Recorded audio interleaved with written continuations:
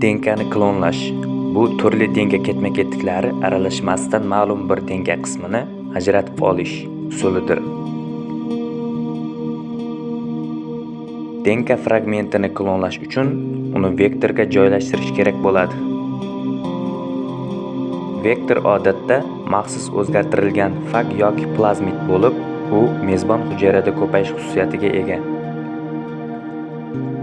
Odatda plazmid vektori 3 ta asosiy elementdan iborat bo'ladi.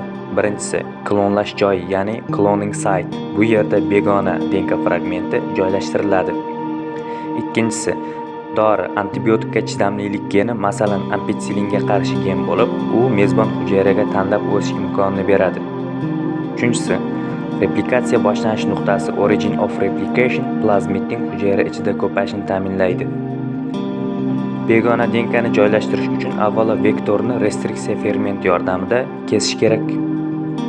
Masalan, ECOR fermenti guanin, adenin, ya'ni timin, sitazin, palindrom ketma-ketligini kesib, yopishqoq uchlar stack ends hosil qiladi.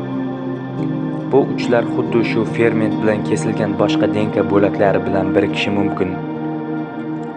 Kerakli DNKni o'z ichiga olgan begona DNKni ham ECOR bilan kesiladi va keyin kesilgan vektor bilan aralashtiriladi. Ularning yopishqoq uchlari o'zaro birikadi va DNK ligaza ferment yordamida fosfodiefer bog'lari orqali mustahkamlanadi. Natijada rekombinant plazmid hosil bo'ladi.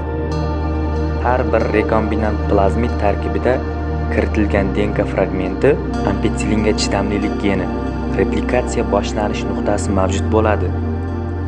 Shu tarzda turli DNK fragmentlarini o'z ichiga olgan plazmidlar to'plami kutubxonasi hosil qilinadi.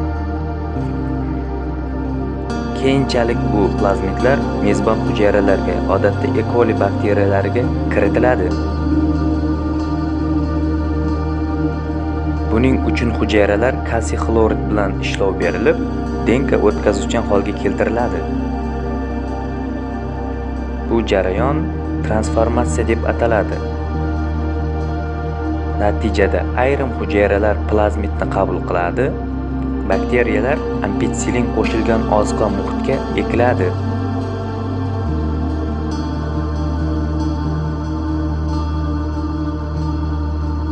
Bu sharoitda plazmid olmagan hujayralar nobud bo'ladi, ya'ni o'ladi.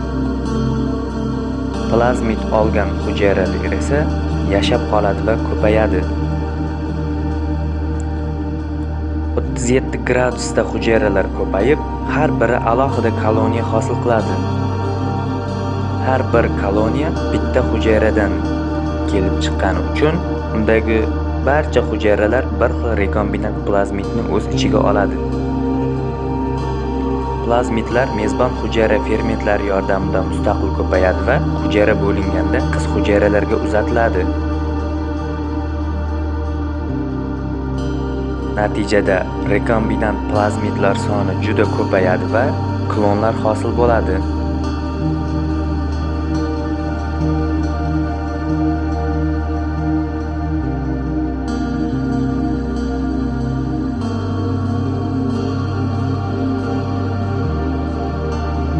Keyinchalik turli tahlil, analiz usullari yordamida qaysi koloniya kerakli DNK ketma-ketligini o'z ichiga olganini aniqlashimiz mumkin.